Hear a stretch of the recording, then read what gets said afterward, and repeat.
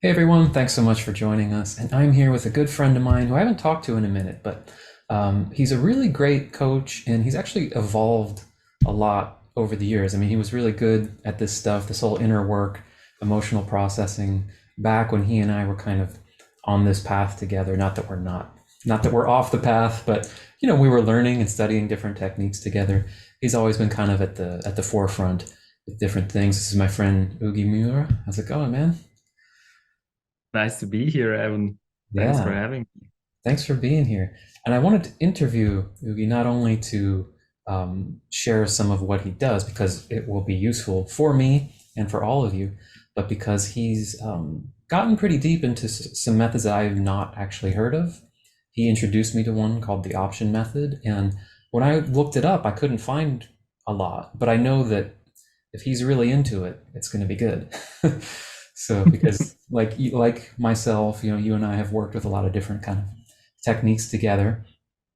I've leaned a little more into EFT and getting the clinical certification in that because I found it to be just very useful and a nice framework to like incorporate the other things that we've both done over the years. You know what I mean? How you can kind of like slip it in while you're Totally. doing. Mm. But Ugi's been doing something called the option method. And if you want, I mean, feel free to give a little background about yourself or how you got into it if you feel like it, or you can just kind of dive into what you've been doing in the method. Either is however you feel it. Thanks, Evan. Yeah, I'll take the opportunity to present myself to everyone who doesn't know me yet. I'm mainly active in the German-speaking world, so I don't do much in English, actually. I don't have many clients. I coach in English, but I would be capable of that. But the German area is so big. At one point it was just either or for me, so I had to decide which crowd I will be feeding. And there are still many people who don't speak that well English in German speaking countries, so it's much better for them to have a German speaking coachings. And also the option method, which as small as a thing it is in the English speaking world, it was pretty much non-existent in the German speaking world. So there was Mm. nothing about the option method. There was one book translated like 20 years ago, completely sold out. You really can't get it anymore. There are no coaches around, no people who apply it. So there was nothing available. And it was one of my, of course, my motivations, intentions to bring it more popularity in the German world and to use the followership that I've built over the years as a coach and content creator on social media and YouTube and everything to promote this wonderful, pretty unique tool or method called the option method. So I translated one book so far with some texts by its founder, Bruce Di Marsico, Mm. an American guy from New Jersey who kind of discovered this process on his own when he was inquiring into his suffering. He noticed his suffering and asked the right or had the impulse to ask the right questions at the right time, and then made a huge discovery which he followed deep into the rabbit hole Mm. and developed the option method. And I had the big pleasure to study with two of his students. He himself is not alive anymore. He died in 1995, but his main students are still active doing it. Wendy Dolber and his widow, Deborah Mendel. I had the big pleasure to work with them, to also get some training in the method, because it's usually very important to me to get some connection to the original, so to speak, to the lineage. Mm-hmm. Um, that was kind of important to not fall into distorted views or misunderstandings, and then actually just not give people the full benefit, because I know these people know it, and these people have been doing it with Bruce since the 70s, so they're the experts in the field. And I think it's about time to have a new generation of people to bring that to more people who use all these new channels and everything. And overall, the option method is so profound, and so in a sense you could say it's probably always a little bit ahead of its time, but I think it was a lot in the 70s, 80s, and 90s. And now I think people are just more ready for it, because Wow. the whole self-help world, the whole new age world has taken the world by storm. Almost everyone has somehow gotten in contact with some self-help methods or teachings by now. And the whole self-optimization crave has come to a point where people also start to look beyond it, I think. So many have gone that path of self-optimization, of healing, of transformation, of de-blocking oneself. So they're just tired of always getting to the next thing, of trying to fix themselves. And I think more and more people are ready to actually step off, how GP Walsh once called it, the self-help treadmill. Definitely. Yeah. And I don't know if it's similar for you, but that's a lot of the avenue, maybe a lot of the type of personality that ends up finding what I do.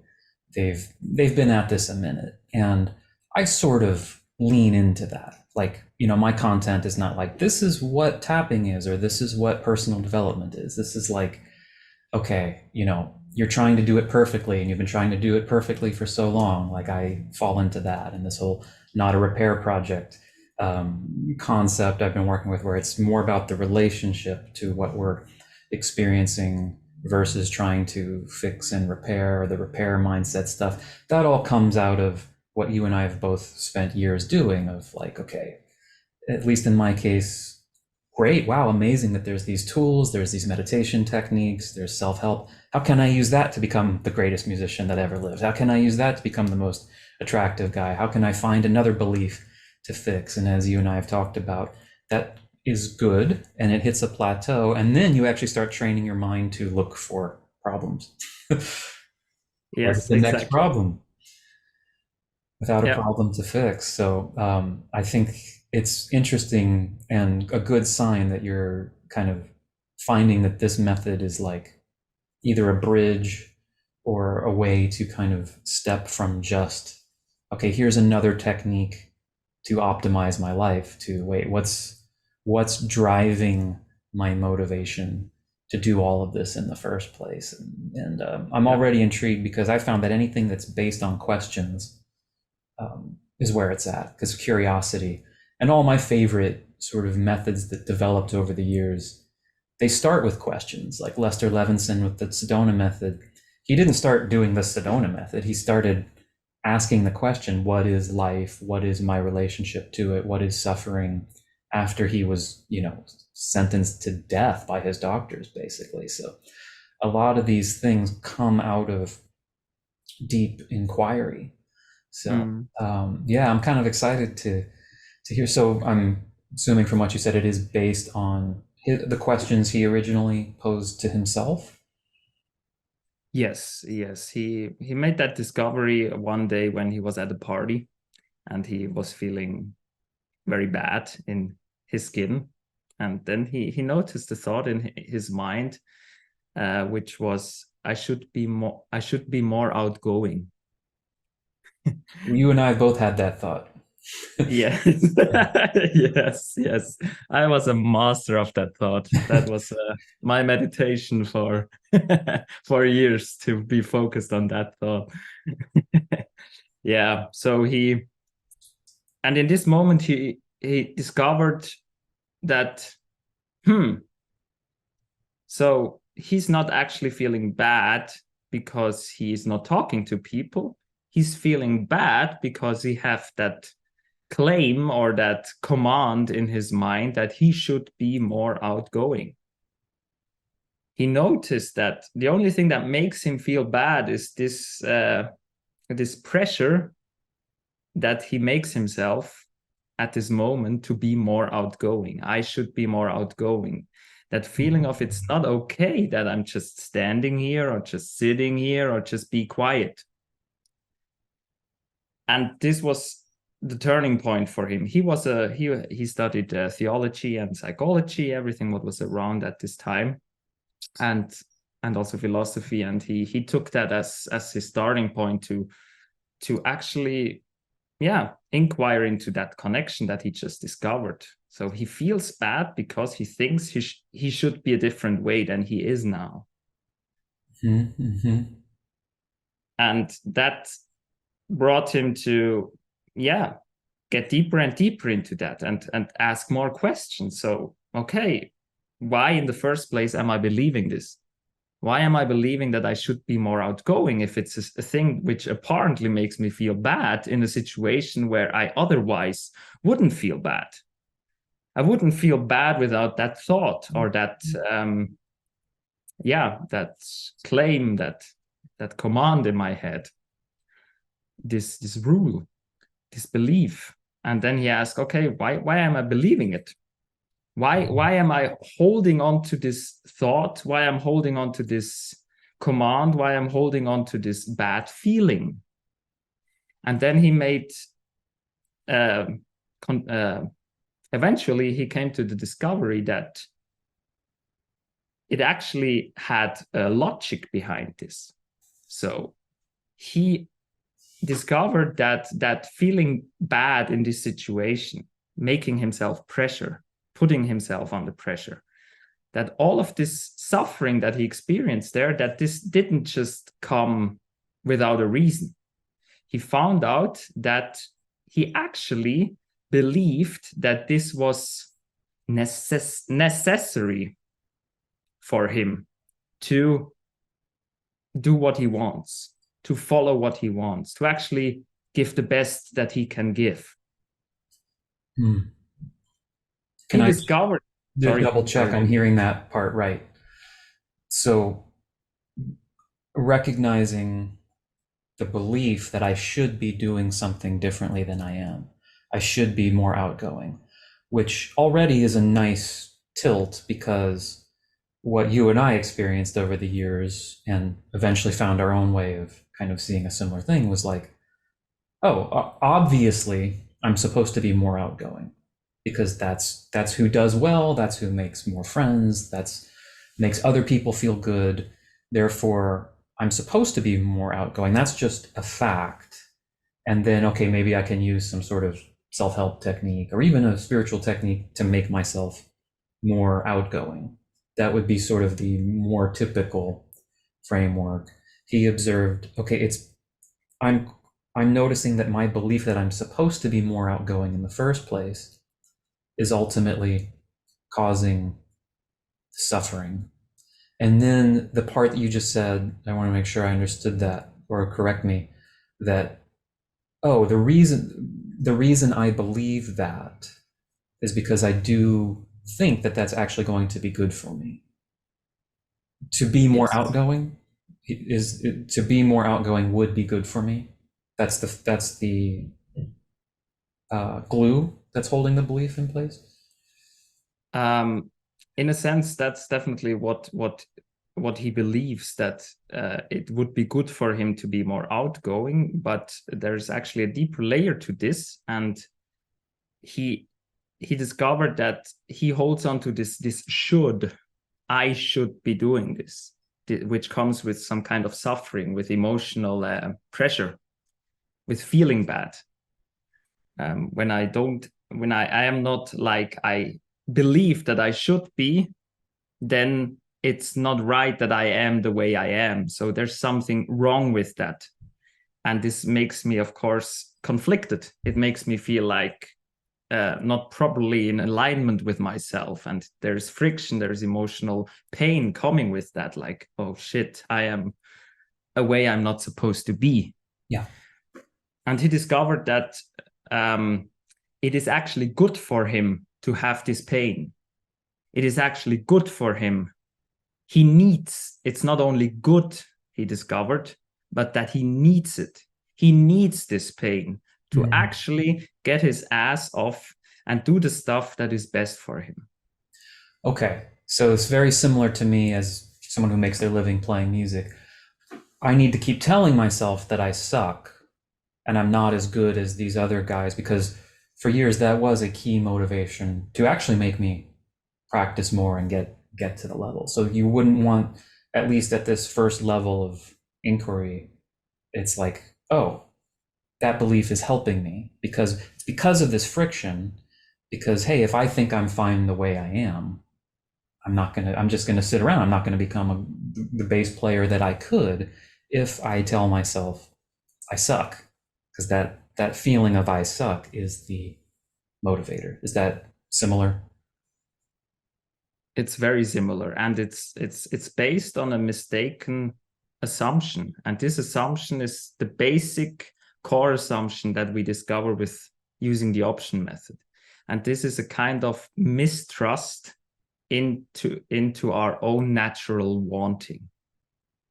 Yes. The unconditioned wanting and drive in us, our motivation, which is not yet distorted by shoulds and I have to and I must not, and it's not allowed to be like this or that, to feel this or that. We have an assumption that we cannot trust this primal drive in us, our freedom, basically. We cannot trust our freedom because we believe, this is the assumption that is in place. We believe that if we would follow that, if we would follow our freedom and actually leave that, all that shooting, all that pressure, all that motivating myself through pain and pressure, if I leave that aside, what will I do? Can I trust what I will do then? Will I still be motivated to give in my best? Will I still be taking care of the things that are important to me? Are things still important to me if I'm not afraid about them? So are my children still important to me if I'm not worried about them? If I don't have constant fear around them? If I don't have a bad feeling about them doing this or that? So there is the main primal fear that Bruce Di Marsico discovered, and he framed it in so many different ways, is that we fear being evil when we don't have that conditioning, when we don't have all these beliefs that hold us in place, that keep our emotions under control, keep ourselves under control, so that we always are concerned about what the others think and what the society thinks and what one should be doing or what one is supposed to be doing. So what he discovered is the only reason we so much cling to that conditioning and to that outlook, that limited self-image that we hold of ourselves, and that limited self-image that we also hold of everyone else, is because we are afraid to let that go. We are afraid what will be there in us, what will come forth when we actually leave that conditioning behind. It's interesting that seems to be a theme, even, I'm assuming, I'll double check with you, regardless of if you've been raised in, like, let's say a certain religion that might really instill that. I mean, I was raised in something that basically implied that you were in original sin and that your inherent nature, and that you did need these sort of self and societal regulations to sort of keep you in line. Otherwise, who knows what you would do. But I think it's interesting that there seems to be an element of that regardless, because you bump up a lot of that in spiritual practice too, where people get to that point and it's like, oh, I don't want to relax any further into this because I'm teetering on that void of like, I don't recognize myself without this and this and this, and I don't know what's there and what the fundamental nature of let's not get into like non-duality, which is even like who the personality will be Yeah, without these sort of constrictions in restriction. place. And they are self-imposed, which is fascinating because we tend to think they're not. It's like, oh, I'm doing all this work to be free, and we think that often early in the process, or even years into it, like I'm just trying to get free. I'm just trying to get free. I'm just trying to get free. Meanwhile, it's often a very carefully self-edited process of like, just let me just shave a little bit off, but I don't want to actually let go of this and this and this and this. And I find that with myself, like I don't actually want to, I want to let go of certain convenient things, but I don't want that to actually make me, well, what if that doesn't make me the greatest musician I could be? And so I bump up against those things all the time. It's really fascinating to see that as you talk about it. So how does it? And in a little bit, if you want, you can almost like take me through it. But this is super interesting. So so in discovering that, what sort of becomes the antidote to that? I think I switch now the example from Bruce Di Marsico to myself. Everyone who actually has the breakthrough into seeing that this mistake, this belief is mistaken, this basic assumption about our nature, everyone who has that breakthrough, or everyone needs to have that breakthrough to really understand the option method and to really be able to teach it and to coach people through it.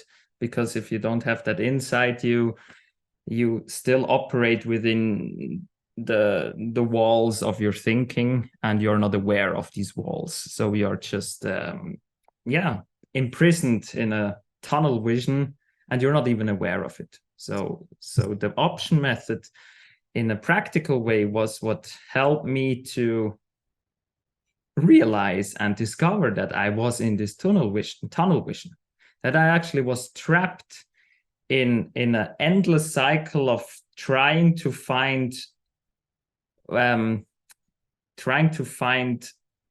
what's wrong with me.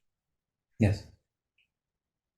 That was through all self methods, as much as they actually helped me over the years. Some helped me with this and that. Sometimes I could release enough pressure to actually achieve my goals, so I was not that fearful around it. And that's all well and good. But everything always remained the same. Something remained mysterious. Yes. Something about the whole thing. There was one point I never got to, and I never came closer with any method I tried. And you already mentioned Lester Levinson. I think this is a good example. There is, in the Sedona method, with these 3 questions, could I let it go? Would I let it go, and when? So you have an emotion, anger. Could I let go of this anger? Yes or no? Would I if I could? And then when? And this second question is, like, in my opinion, a very crucial one. Mm-hmm. So could I let go of that anger? So we ask ourselves, and then, no, I don't feel actually capable to just drop that anger right now. It's just not something I feel capable of or able to. All right, good, all well and good. But would you drop that anger if you could? And if you really ask yourself that question, and I did that a lot, I heavily went into the Sedona method. Mm-hmm. I very much got really, really honest with myself. And many times I just felt this, no, even if I could, I wouldn't stop being angry. And this was mysterious. So why, for God's sake, am I holding on to this suffering, this shame, this anger, this sadness, these feelings, unworthy, feeling unlovable. Why am I holding on to feelings like that, which don't feel good, which I wouldn't want if I could choose? But now I'm confronted with the actuality that somehow I wouldn't even let go of them, even if I could, if I'm really, really honest with myself. And this was the thing about all my suffering, all my core issues that I discovered over the years. Like, wow, that's my one big issue. Internally, there's like one thing in me that I just don't see, that I somehow have completely shut off from me, completely dissociated from. There was this assumption that there's just a part in me which is so dark, which is so hidden. There must be something, because I'm, after all these years of work on myself and all these shifts and all these new perspectives, and seeing, it was not that I didn't have a girlfriend, I felt so shitty. It's not that I didn't have a job that I felt so shitty. All the explanations for my suffering just dropped away one by one, and the suffering still was there. And it became more and more mysterious. And I was like, what's going on? And why is this still so dominant, and tries to actually latch onto every new thing that comes into my life to make this into the big problem, and then this into the big problem. So and the option method was the game changer for me, because it actually addresses directly this point. It goes straight to this point. That's the main road of the option method, to actually find out why we are holding on to suffering, why we suffer in the first place, why we are afraid, why we are upset, why we feel guilt, why we feel remorse, why we feel shame. Its main thing is to find that out. So the option method, when I came to it, first of all, I was reading through the pages of this one booklet, five simple questions to unlock your happiness, by Bruce Di Marsico, and I thought, okay, wow, somehow this addresses exactly what I've been battling with for years. And then I applied the option method. The option method is basically 5 questions. It's what do you feel bad about? What exactly about that makes you feel bad? Why are you feeling bad about that? And what are you afraid would happen if you did not feel bad about it? Just doing that for myself as you were saying that, I was like, okay. And the 5th question is, why do you believe that? Why do I believe this would happen? Or why do I believe this would mean that about my person as a human being, as a father, as a whatever, if I didn't feel bad about this?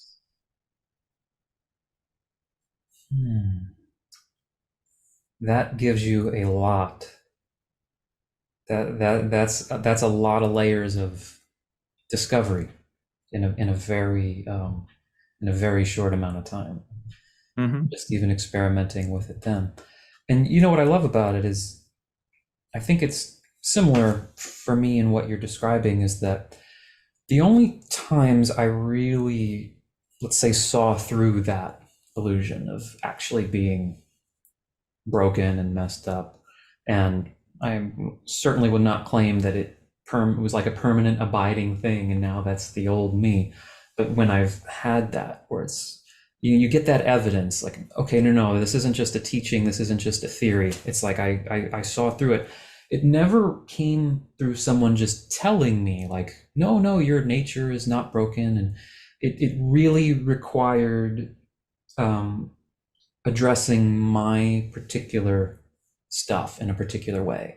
So it always happened for me through a technique, like, because I went to Sedona twice to do the method there, and or working with Brad with EFT, where, like, okay, we're really dialing into my particular shame, the way I experienced it.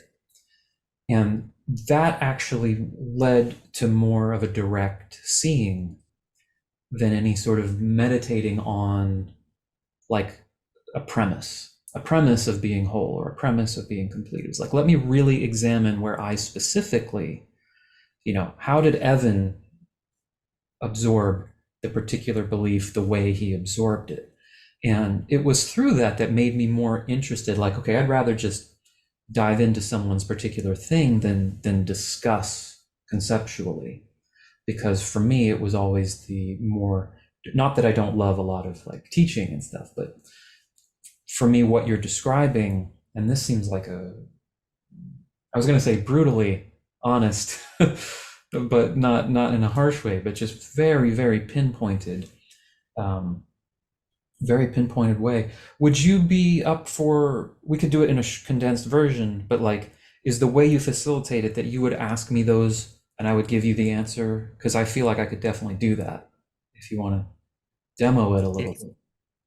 it's pretty much like that. So the questions are in variation. Of course, these are the model questions, and they are not like the first question and the second and the Sure, third. sure, They're not sure. like sequentially.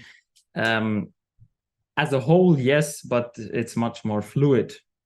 The whole process. But yeah, I would totally be up for it.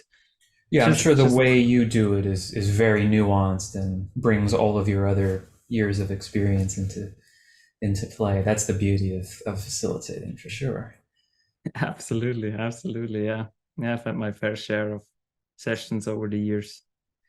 But just to address one thing more that you just mentioned, yeah, that's exactly the beauty of the option method. It's not telling you something to believe. The option method is not telling you you should feel good or there is no reason to feel bad.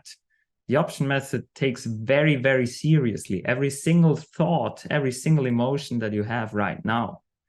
So it's not, it is very well aware that if you just tell someone a new theory, a new model, that this belief, which is still in a sense unconscious and not seen for what it is, will take this new information and just put this layer of suffering on that right in this moment. So why Yes. don't I see that? Why can I not be like him who's telling me that? It makes it into a problem the moment you hear it, because that program or that belief is so basic in a sense. It's like it really shapes your whole interpretation of things. It's like the first interpretation you have to anything you hear. The first thing is like you scan it. So okay, does this mean that something is wrong with me? So you just And hear that. that's so interesting because I think that really summarizes what I feel like is I don't know if issue, just something I seem to notice with people who are really kind of following certain spiritual inquiry that's somewhat abstract. Like you just are the witness, or you are the I, the sense of self. But it's so clear that, well, no, I'm here, I'm listening to this teaching because I don't feel good and I want to feel good. I want to feel something other than what I'm feeling. And then you're hearing like, but you're already that, and it isn't a change, and it's just what is. And if you have this stuff running, you just start binge watching this content again. Like, why don't I get it? When am I going to get it? When am I going to see that I don't exist or am not the self? So until you confront that, it doesn't seem to matter what you are told or how pure the teaching is, because I'm sure you and I have both had conversations. I know I certainly have, who people have like, I've been following like this teacher. Maybe they haven't worked with them personally, just like, the age of YouTube. And it's like, I'm still not getting it. I'm still not getting it. Well, we're probably not going to just get it in that way until we look at, why do you need to get it? Why are you watching this content in the first place instead of just watching something funny and entertaining? Like where is that lens? And I love the way you described it. It shapeshifts onto anything. So even a self-love technique, like Well, send yourself love. Okay, I sent myself the love. Why didn't it fix me? I meditated on being no one. Why didn't that heal me? It's just always going to keep looking for that innocently. I believe. Yeah, yeah, yeah, and that's definitely very, very, very great to hear that you've had this discovery as well. That yeah, that the only way to really truly get through something and transform it is to actually know it inside out. So you cannot just go into denial of your suffering or into denial of your personality or your subject object split in your experience. You can, of course, use a lot of thinking to sugarcoat something on top of it and tell yourself and the world how at one you are, but that's not the way. The way is actually the same goes for spiritual practice. It's to actually probe into confusion. So the thing we do with the option method is we take our truth that is true in this moment. We feel it. It's not something like, yeah, well, I know I'm not worthless, but I still feel like that. This thought doesn't mean anything for your experience or your reactivity in the world. It's what you think you are supposed to think. It's But another layer of like almost religion of spirituality and self-help, where people are like, well, I have to first let you know that this is all an illusion. And like, well, I know that this isn't real, and I know that everything is perfect, and I know my emotions are trying to help me, but actually I kind of feel awful, but I know it's okay. It's like, no, let's just go to that part that says I feel awful. yeah, yeah, exactly. That's the truth of your moment. And that's the only portal you have to your deeper truth. Because first you accept and you have to start where you are, and that's your truth then. And the only thing we use in the option method are open questions. They are not suggestions, they're open questions. They just they just go into the direction of, okay, what is it exactly which makes you suffer? And why are you suffering about that? Which reason do you have to actually feel bad about this? I know it's not what you want. I know you want that it happens. You know that you want it very much. But if you don't have it, why is that a reason for you to feel bad? And we really, really take all that truth very seriously, so seriously that we question it. If we deny it from the get-go, we don't get to question it. And through the questioning, through the taking seriously, through taking that honest approach to ourselves and to what is our truth right now, we begin to see what is the actual truth and what is the mistaken view here, what is the error, what is the confusion. Because the confusion never can hold up in the light of truth. If you shine the light of truth of an honest, radically honest self-investigation on a belief, it cannot hold up in that light of truth. You will find gaps, logical gaps. You will begin to see, Jesus, that thing is not as solid and not as well reasoned out as I always thought it was. What if there actually is no big bang of a reason behind it why I have to believe that for the rest of my life? What if there actually is nothing compelling me, forcing me to believe that? But you only come to that place when you look that power of that belief directly into the eye. You have to take it seriously. You have to take it at face value for what it is. Yeah, No pretension. That's fascinating. As I've been kind of exploring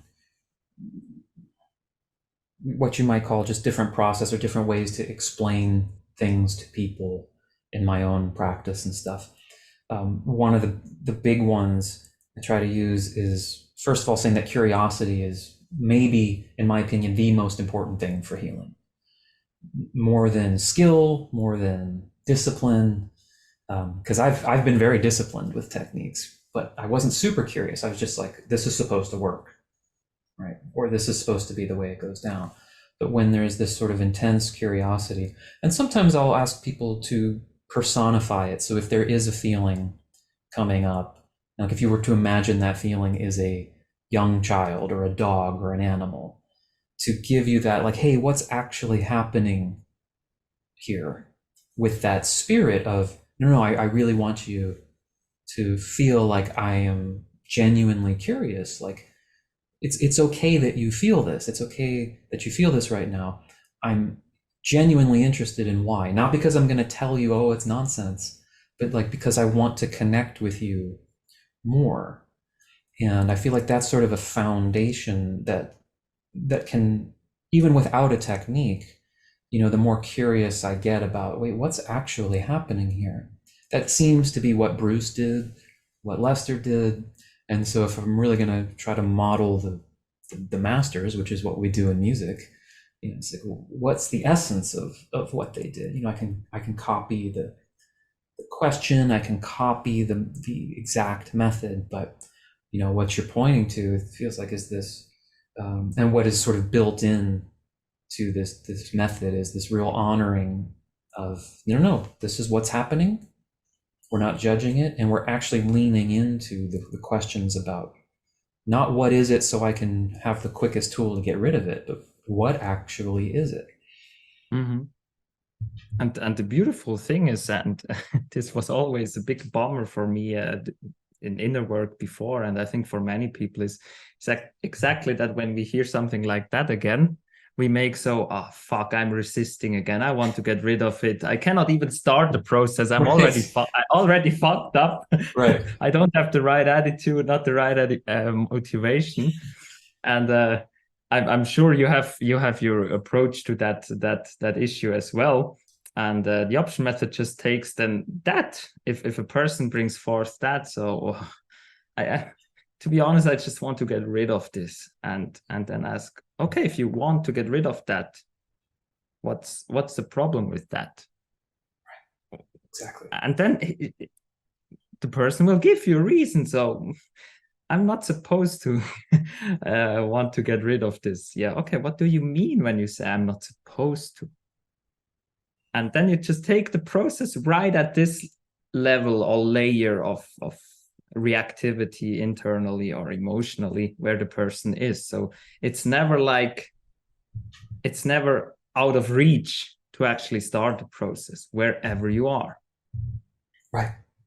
If my honest truth, never miss the starting point. yes. If my honest truth is I hate this, and Ugi, the only reason I'm taking the session with you is to get rid of this thing. I'm not that curious. Like, cool. That's all just as valid as being in like some sort of so-called loving compassion.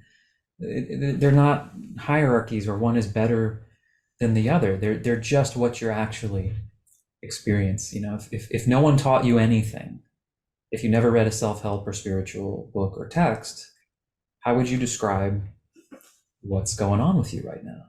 There's this feeling and it sucks, and I wish I wasn't feeling it. Perfect. Yeah. That's the most honest entry window into. Yeah, exactly. Yeah. If you have time, do you want to do like a little sample? I could use maybe that subject of practicing and feeling like, okay, I need to feel bad about perfect how I sound. Perfect. Yeah. Cool. All right. Shall we just dive right in, or do you have a question beforehand? No, that's great. I mean, it's something I have worked on a lot, but I know that there's energy behind it. So. Mm-hmm. All right. In your own words, right at this moment, what does bother you the most about that situation with practicing? That I've done it for so many years, with such discipline for such a long time, and yet it seems clear as though there's just, whether it's talent or whatever it is, there's people, friends of mine, who I'm never gonna play like they played when they were half my age. There's just seems to be a nature to it, and I feel like a sense of failure around that. Like maybe I didn't practice hard enough. Maybe I didn't. There's some element about that. Mm. And let's take that what you brought forth, if that actually is some kind of a failure. What's the worst about it for you? I think what's worse about it is there's a belief or a sense that I could have done this if I had done it differently. So it doesn't quite feel like, oh, it just wasn't meant to be. I just like the way I feel about being a football player. Super obvious. There's no way that's going to happen. This has an element of like, it's a failure because if I had started younger, if I had listened, if I had just not spent so much time practicing the stupid things that I practiced and had a clearer sense of what matters, I probably could have done it. Probably could have done better. Mm. And even if you know that now, or came to that conclusion that you could be better if you started earlier or put in more work, why is that a reason to feel bad right now?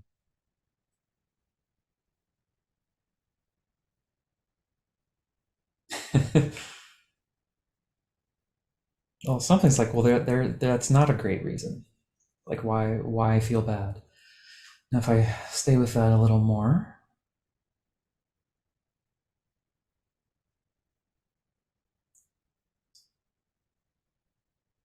okay. It's like, yeah. So what are you gonna do now? Just sit around and pretend you're fine? How are you? It still doesn't solve the problem of how do I get better? Mm. How do you mean that? What do you do now? Just sit around and be fine. What do you mean by that? There's a sense that if I just feel good about where I'm at, that there will be a complacency, which is a word that bothers me. That I would just not reach what I could. And I feel like I'm supposed to for some reason. Mm. How do you mean that you're supposed to, for some reason, to reach what you could? Yeah, like if I could play better than I do, then like I'm letting someone or something down. Like I almost feel an energy of someone going, "You could have done. Look what you could have done." Mm-hmm.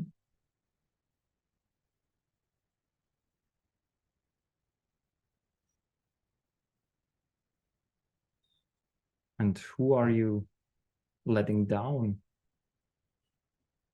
if you don't do what you could have done? That's a great question. I see it almost like an amorphous kind of like, let's call it the people I looked up to, although it's not a specific person. This sort of ideal, like, yeah, I almost feel it like an energy up here saying like you know, you could be great. You could be among us, but you're not. Mm-hmm. And what about that makes you feel bad? Oh, it feels like being judged. It feels like I am like small, like I'm not yeah, it physically feels like contracted and kind of like I'm like a little boy just kind of being told like, yeah, you're not what you could be or should be. Mm.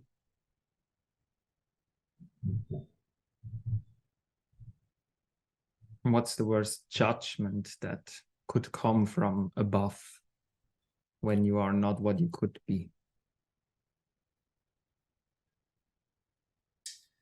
It's a sense of you failed but there's also like a sense that okay, now I'm going to be punished for it.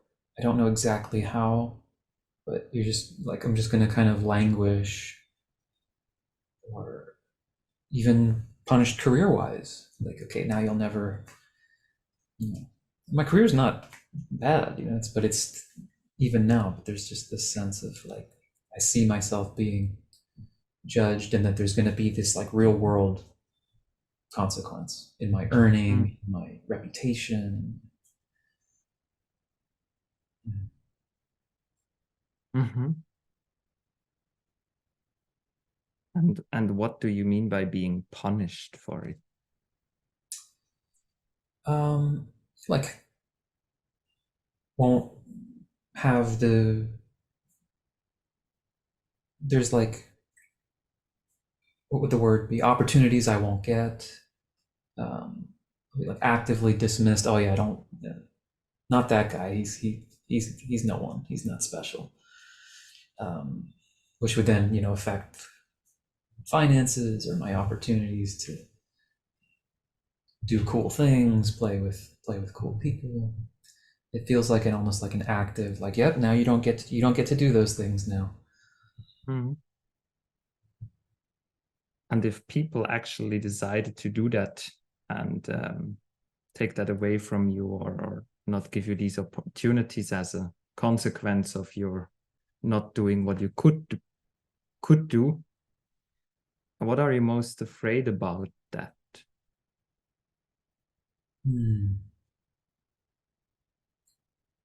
It's the image and the feeling is one of just being totally isolated and alone. I don't get to be part of, like, there's all this beautiful music making and all this stuff happening, and I'm just, nope, you don't get to be part of that. Hmm. And what's the worst about being isolated from that, not being part of that, even if you want it, of course? Yeah, it's a very visceral kind of like sinking feeling, almost pain in my stomach. um, yeah, there's like a recurring thought or energy of like, oh, but I'm going to keep seeing it, I'm going to keep seeing that this is happening and being reminded that I don't get to be a part of it. And that feels like a sort of like a torture loop. Hmm. And what's the torture for you to see something that you want but cannot have?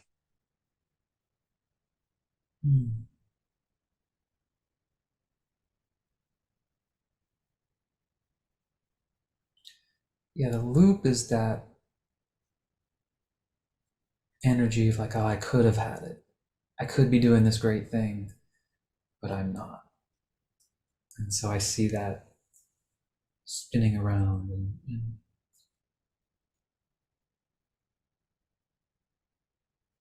it's almost, there seems to be some energy or belief that's like,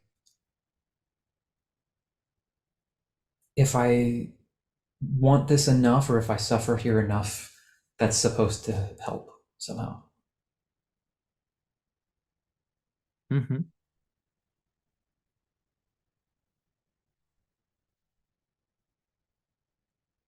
Even if it wouldn't help enough, and you would actually find yourself in that place of,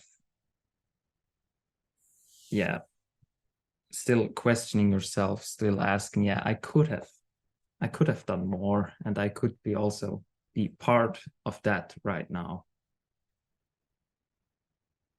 If you find yourself in that situation where that actually is taking place, this, yeah, well, I could have, but I'm not. What reason do you have to feel bad about that? Hmm.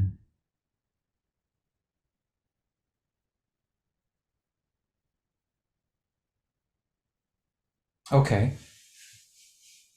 Yeah, it lightened up. And then it was like, okay, so you need to use that failure as motivation to do really well in the next venture. So remember that you failed at that so that you can really do everything right with whatever you decide to do next. Mm.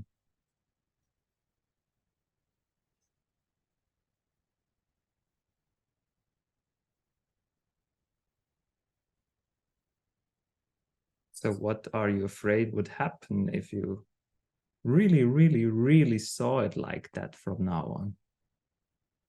That there's nothing to feel bad about when you fail.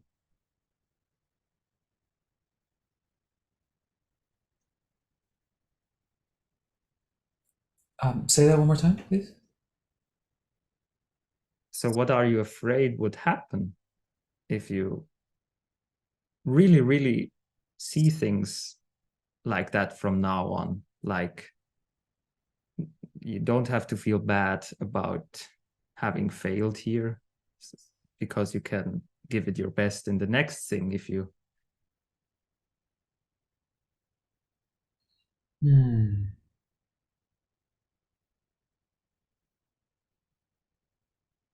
I can also rephrase the question. It's a little bit difficult in English sometimes for me. No, that's cool. I think the fear is if I just feel okay with it, then I won't push myself to succeed the next time.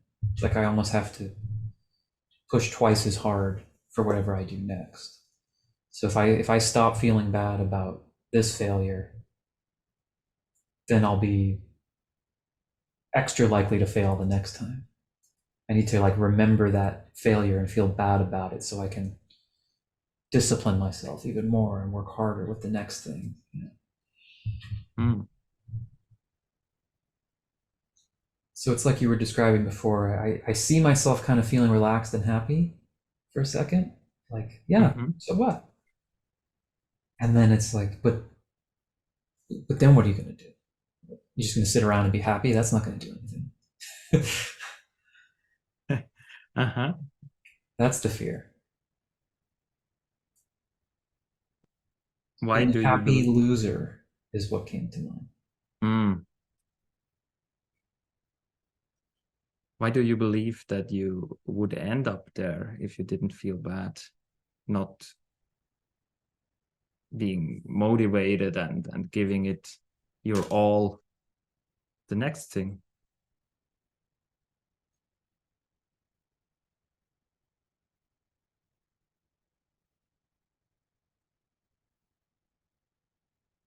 Yeah, it's like fear is the best motivator. That's what's coming up. Nothing motivates quite like fear.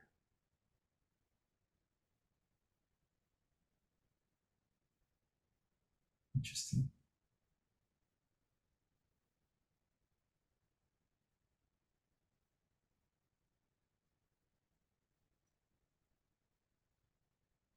How do you mean that?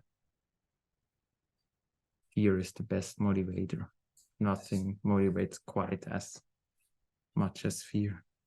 Yeah, like if you really want to make a change or if I really want to do something, um, you create something of value or something that would sustain myself financially if the other thing fell apart.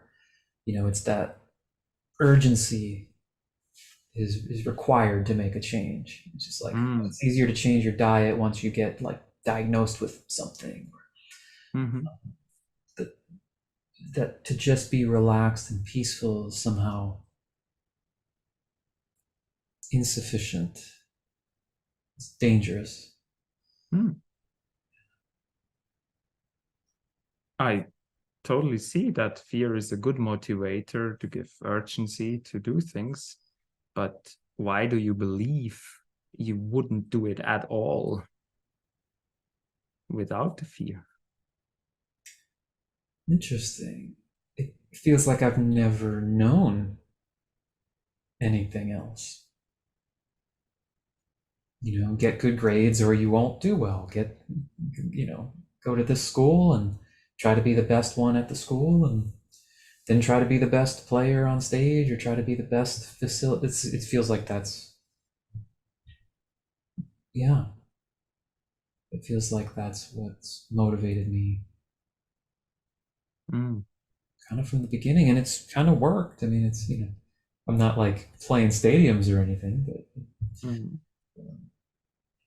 that's an interesting response though. It was like, well, that's what you know. And even if that is what you've known so far, does it have to mean that this is the only way, that it can only be like that? No, that's not.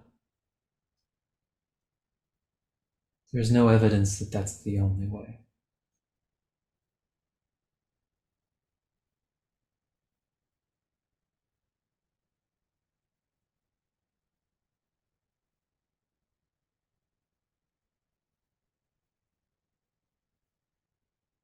How do you feel right now? It's very relaxing. Yeah. And it's very curious. I mean, the first thought is like, okay, well, you could. This is probably me doing a little of my own thing, but introducing, well, there's safe ways to experiment with that. You don't have to do anything drastic. You don't have to sell everything and go live in a monastery and see what happens. You can experiment with other motivation. And then examples are coming. It's like, well, this interview, I didn't do it out of fear. I wasn't motivated to do this or put these videos up out of any kind of fear. It's just something I find interesting. I'm talking to you because I find what you do interesting, not because I'm afraid that if I don't do interviews. So it's actually finding evidence now of like, yeah, you can do things what you like. I mean, Brad loves what he does. Yeah. I assume you like facilitating. Definitely. So one last concluding question. If you now go back to the initial situation of your practicing and that feeling around practicing, how do you feel about that right now? You know, right now it's just, I just love that instrument. I like to play it anyway. I loved playing it before I knew you could have a job doing it. So it's great because I'm getting some images of me being like maybe 13, 14 years old, getting like a bass guitar and just waking up and seeing it in the morning and just like really just wanting to touch it without any concept of it being a should or a career or an opportunity even. It was just like, I love that thing. So that's great. That's like kind of the original love kind of showing itself. Which of course, that's what motivated, if you think about it, that's what motivated it. It's not like anyone told me, hey, you're supposed to be a musician or something. It was just, that just happened. I always say that if we would already had that conditioning when we learned to walk, we would be all crawling around because after like 5, 6 attempts, the shame of failing would be something that completely brings us to our knees, and we would say it's not worth the hassle. It's better not to fail. Yeah, and then with the internet now, I would be my personality type would be going, well, they already walked, so I've already failed. Like, yeah, they did it faster than me. What's the point of me even trying? Yeah, I need to find something else. Yeah, that's beautiful. Man, thanks for taking me through that. My biggest pleasure. Thanks for your openness and trust, Evan. Yeah. So do you have a way for English speakers also to reach out to you if they want to go through this with you? Yes, there are 2 addresses. I mean, one is with me. There is also like the names mentioned, Wendy Dolber and Deborah Mendel. They have a website called dialoguesinselfdiscovery.com. and people can definitely get sessions there if they want to. And yes, people can write me an email. I can do sessions in English. I just don't have an English web presence, but today's translation tools are pretty adequate. Yeah. So just translate my website and you find all the information like it is written for you, English guys. That's great. Yeah, so I'll put the link. I'll put the link to your site, and your site has your contact, your email address, or way to Yes, your message. yes. Yeah, well, yeah, I would encourage people to do it after getting, which was probably even just a taste, but I mean, you could tell it's very, very effective. And yeah, Ugi has years of experience with this and other methods too. So there's no just like playing music. There's no substitute for the experience and Yeah, being yeah. able to kind of feel the person's energy and see which way to kind of lean in and which direction to take it. So, man, thanks again for sharing all your insights into this and giving people, including myself, a new method to explore that's really in alignment with everything that we're interested in, and not just becoming another tool to solve more problems, but to really kind of improve that relationship with ourselves, and even possibly go beyond that to just seeing what's really running the show here. Yeah, thank you very much for the opportunity. It was absolutely lovely to have this exchange with you after all these years again. Yeah, great. I love what you do. I watch some of your videos and they have the proper view, the proper attitude, and the technical aspect is of second importance. It's the approach, it's the attitude we take towards inner work, which makes all the difference. And Thanks so much, man. That means a lot, because I definitely feel the same way. Like I mean, you and I both are probably always going to be refining the technique and learning different tools, but yeah, the more I learn, it's really about kind of tuning into the attitude and how am I thinking about this stuff? How am I thinking about myself? And am I practicing what I talk about? yeah, yeah. That's always a fun one. Exactly. Yeah. Cool. Well, great to see you, man. Thanks so much. Thank you so much, Evan.